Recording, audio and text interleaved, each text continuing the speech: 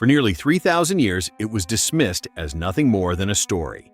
A legendary city of golden towers and epic battles, born from the imagination of an ancient poet and passed down through centuries as myth. Then, buried beneath the hills of northwestern Turkey, archaeologists began pulling something impossible from the earth: the walls of a real city, layer upon layer, stretching back 5,000 years into the silence of forgotten history. The question was no longer whether Troy existed. The question was what it meant that it did. To understand why the discovery of Troy shook the ancient world, you have to understand what was at stake in the legend itself. The story begins with a single act of betrayal. A Trojan prince named Paris travels to Sparta, accepts the hospitality of a Greek king, and then sails home with the king's wife, Helen, described by the ancient poets as the most beautiful woman in the world. That theft, or perhaps that elopement, depending on who is telling the story, ignites a war. A coalition of Greek kingdoms assembles the largest fleet the ancient world had ever seen.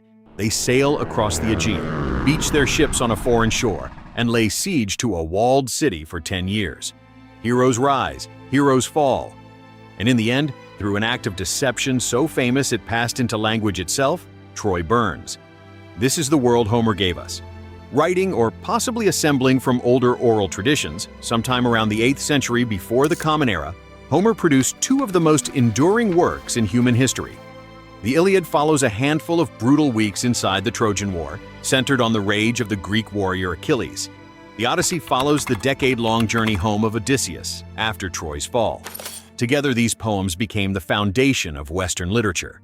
They were studied, memorized, performed, and treated as something close to scripture across the ancient Greek world. But for centuries, the critical question lingered beneath the surface of all that reverence. Were these poems history, or were they art? Was Homer preserving a memory of something real, or constructing a world so vivid, so internally consistent, that readers across 3 millennia simply chose to believe in it? The answer, when it finally came, arrived not from a library, but from the ground. For much of the 19th century, the academic consensus was clear. Troy was a myth. A beautiful myth, certainly, but a myth nonetheless. The idea that a real Bronze Age city lay buried somewhere beneath the Aegean coastline was considered, by most serious scholars, a romantic fantasy. Then came Heinrich Schliemann. A German businessman turned obsessive amateur archaeologist, Schliemann had believed in the literal truth of Homer since childhood. While professional scholars debated the poems as literature, he studied them as a map. He focused on a mound called Hisarlik, on the northwestern coast of what is now Turkey, a site that matched Homer's geographic descriptions with striking precision. In 1871, he began to dig. What he found beneath that hill silenced the skeptics and complicated everything else. Not one city, not two, but layer upon layer of ancient settlements stacked on top of one another across thousands of years, each one built on the ruins of the last. Schliemann called it the discovery of the century. He was not entirely wrong, but he was not entirely right either.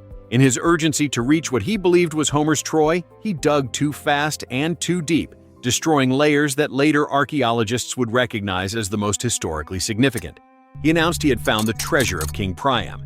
He photographed his wife wearing gold jewelry pulled from the ruins. The world was captivated. The scholars were skeptical, because the city Schliemann had exposed belonged to a period far older than the war Homer described. The layers that would eventually draw the most serious attention were deeper into the sequence, designated by later researchers as Troy VI and Troy VII. These were the settlements that matched the timeline of the Trojan War traditions, and they told a story far more complicated than any legend. Subscribe if you want to keep uncovering the ancient world. Troy waited 3,000 years to be found. The next mystery is already buried.